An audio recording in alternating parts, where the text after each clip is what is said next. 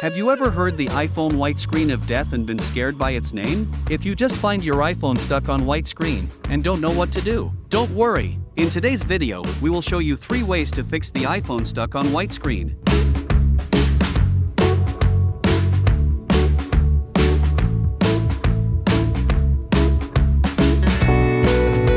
Method 1. Hard reset your iPhone. The simplest yet most effective solution is to force restart it. Let's take the iPhone 13 as an example. First of all, tap volume up and volume down one by one and quickly release the buttons. Now, press and hold the power button till the Apple logo appears. When your iPhone restarts, you can check it out. If it doesn't work, try the next method. Method 2. Restore iPhone using recovery mode. Third-party tools can often help resolve the white screen issues safely and effectively, but it should be noted that entering the recovery mode will result in the loss of device data. First, please turn off your iPhone and connect it to your computer with a USB cable. Second, please keep holding the volume down button and the power button until the iTunes logo appears. It means that your phone is now in recovery mode. Third, you will see a window pop up in iTunes offering to let you update or restore the phone. Please click Update to resolve the problem.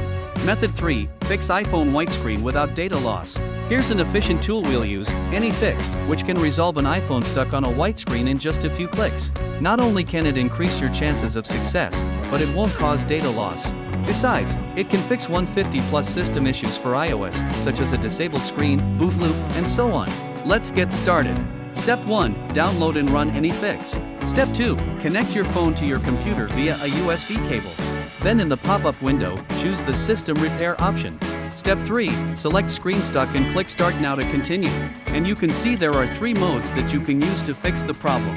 To fix your iPhone stuck issue without data loss, you can choose Standard Repair. Step 4. Just follow the on-screen instructions to turn your iPhone into recovery mode. Then download iPhone firmware and fix your iPhone system. It will take some minutes to finish the repair process. Step 5. Finally, AnyFix will show you the repair completed interface. Meanwhile, you will find your iPhone back to normal and with no data loss.